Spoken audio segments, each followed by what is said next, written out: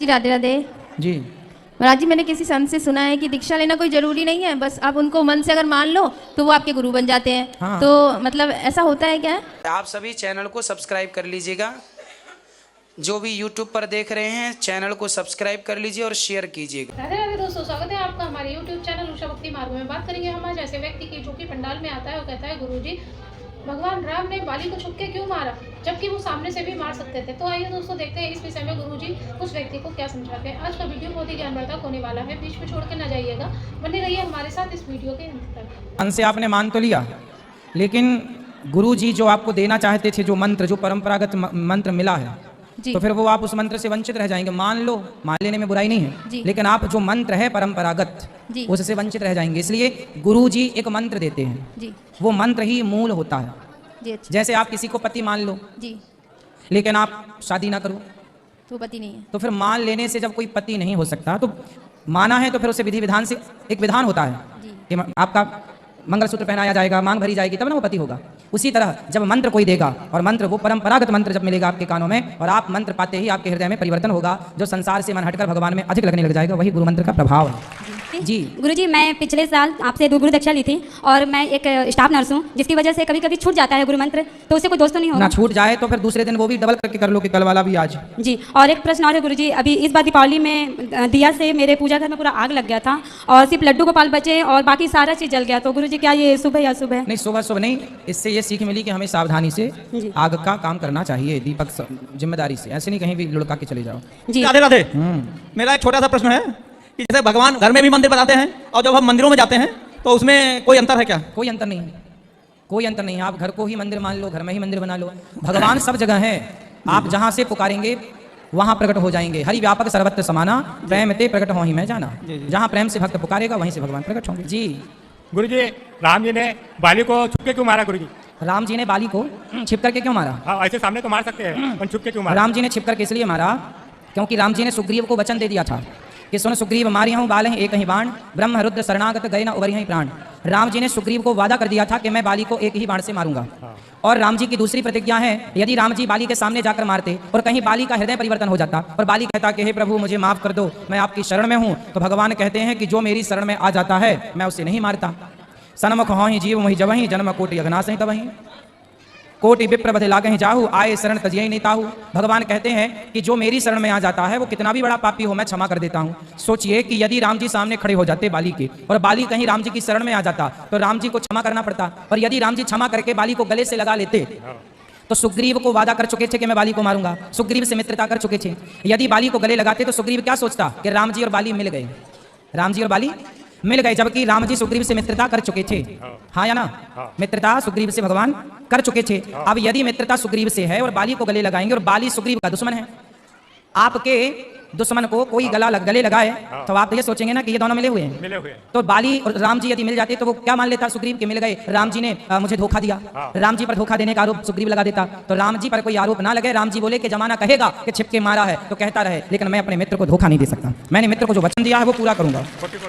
इसलिए राम जी ने निर्णय लिया कि छिपके मारूंगा, इसलिए छिपके मारा।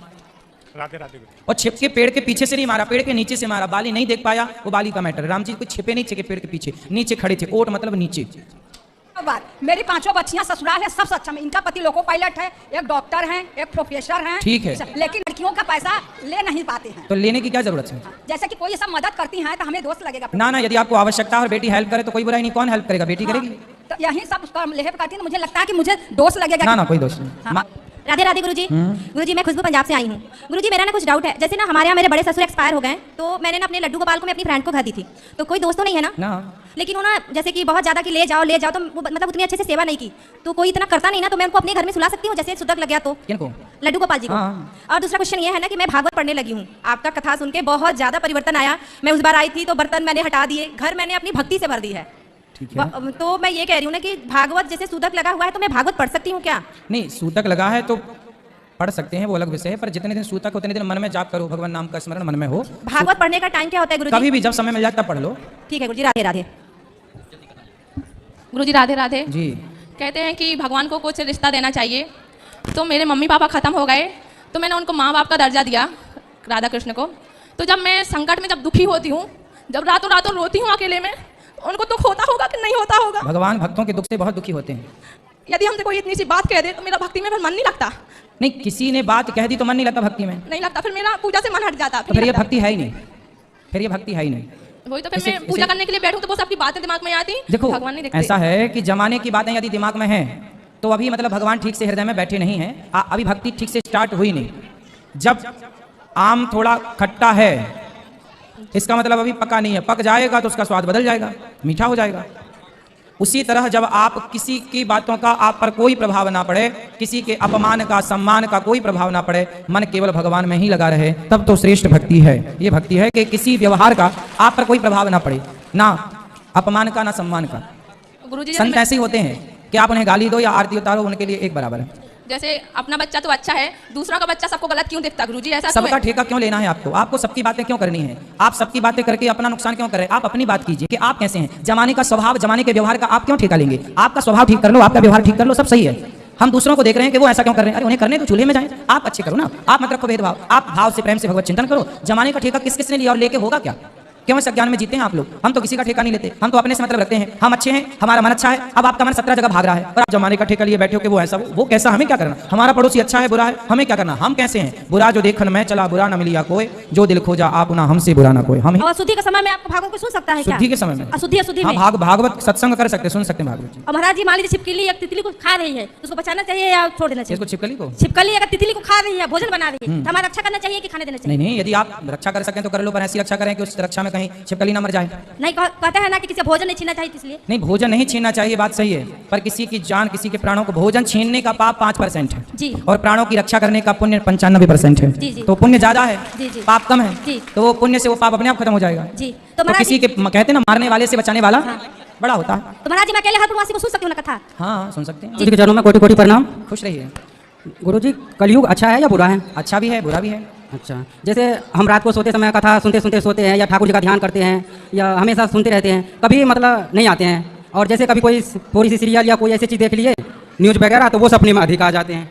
धीरे धीरे भगवत चिंतन को बढ़ाओ, जो चीज़ अधिक होती है वही स्वप्न में आती है। ओके, तो भगवत चिंतन बढ़ाओ। तो मुझे लगा शायद कलयुग है भी है, इंसान पे अच्छाई चीज़ मतलब नित्य दिन देखते नहीं आते हैं। कलयुग जो भजन करने वाले भक्त हैं, भक्तों के लिए तो कलयुग अच्छा है, क्योंकि कलयुग में भजन का ज़्यादा फल मिलता है। यस। और गलत काम करने वालों के लिए कलयुग बुरा है, उनको फिर खूब दंड देता है। ये पारस मणि क्या करते हैं गुरुजी? पारस, किसी लोहे को टच कर दो तो लोहा सोना हो जाता है। आप तो हमारे लिए ही पारस मणि है, क्योंकि कितने के तंबाकू, गुटखा, दारू, बीड़ी, सिगरेट, तंबाकू छुड़ा दिए हैं। आप तो गुरु रूपी पारस मणि है, जो भी आपके शरण में आते हैं वो जीवन सोने की तरह चमक जाते हैं। तो आप पारस मणि से कम नहीं है गुरुजी, आपके चरणों में कोटि कोटि प्रणाम। हमारे परिवार लाइव देखने के बाद राधे राधे बोल दीजिए गुरुजी। जी, मेरा प्रश्न ये है कि जैसे कहते हैं कि कबीरदास जी संत थे या परम परमात्मा है? कबीरदास जी तो एक संत थे, एक भगवान के बहुत बड़े भक्त थे। तो ऐसा क्यों कहते हैं कि जो कृष्ण है, जो भगवान राम है, ये जन्म लेने और मरने वाले इंसान के जैसे हैं? क्योंकि सतलोक में कबीरदास जी है, मुक्ति वहीं मिलती है। ऐसा कौन बोल रहा था? ऐसा हमारे गांव में मेरे चाचा हैं, वो कबीर पंथ से उन्होंने दीक्षा ले रखी है। अब किसी को मोतियाबिंद हो जाए तो उसे सूर्य भी नजर नहीं आता, इसमें उसका दोष नहीं है, उसके मोतियाबिंद का दोष है। अब उन्हें मोतियाबिंद हो गया तो हम क्या करें? अज्ञान का। कबीरदास जी कहते हैं कि कबीरा सब जग निर्धना, धनवंता नहीं कोई, धनवंता सोई जानिए जिखे राम नाम धन होए। कबीरदास जी खुद कहते हैं कि वो धनवान है जिसके पास राम नाम की पूंजी है, मतलब राम नाम का धन है। तो कबीरदास जी भक्त हुए हैं, ना कि वो स्वयं भगवान। उन्होंने अपने आप को कभी भगवान नहीं कहा। जी प्रभु, एक और मेरा सवाल था जी। जैसे शालिग्राम भगवान को मैं घर में लाना चाहता हूँ, तो क्या यहाँ से मिल जाएगा या मुझे वहाँ गंडकी नदी जाना पड़ेगा लाने के लिए?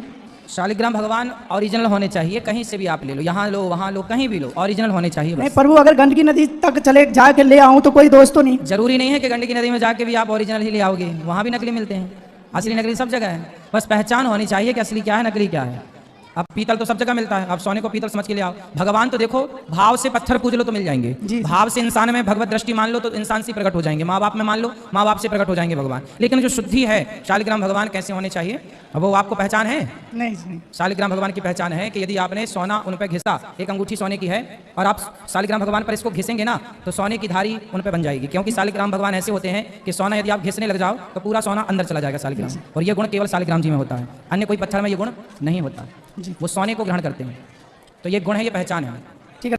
तो देखा दोस्तों, आज की वीडियो आपने पूरी देखी और सुनी। जैसे कि उस व्यक्ति ने कहा कि गुरुजी भगवान राम ने बाली को छुपके क्यों मारा, वो चाहते सामने से मार सकते थे। इस विषय में गुरुजी ने यही समझाया, क्योंकि उन्होंने अपने छोटे भाई सुग्रीव की पत्नी को चुरा लिया था और कहीं और रख रखा था, तो इस वजह से उन्होंने सुग्रीव को वचन दिया था भगवान राम ने कि हम जो है आपकी पत्नी को दिलवाएंगे और तुम्हें जो है राज्य जो किसी गंगा का राज है वो वापस दिलाएंगे। इसलिए और बात ये भी है दोस्तों कि अगर कोई भी उसमें इतनी शक्ति थी कि कोई भी सामने अगर आता तो और अगर आंखों में देखता तो वो उसकी जो शक्ति होती थी वो जो सारी बाली के आंखों में चली जाती थी। इसलिए जो है सामने से उसे कोई भी नहीं मार सकता था, इसीलिए छुप के मारना पड़ा भगवान राम को। दोस्तों आपकी क्या राय है, आपको जो ज्ञान प्राप्त हुआ वो आज की वीडियो से आप हमें कमेंट बॉक्स में कमेंट करके बता सकते हैं। और हाँ, अगर अभी तक आपने हमारे चैनल को सब्सक्राइब नहीं किया है तो आप हमारे चैनल को सब्सक्राइब कर सकते हैं, हमारी वीडियो को ज़्यादा से ज़्यादा लाइक और शेयर कर सकते हैं। और हाँ, कमेंट बॉक्स में राधे राधे लिखना ना भूलें। मिलेंगे ऐसे ही किसी अन्य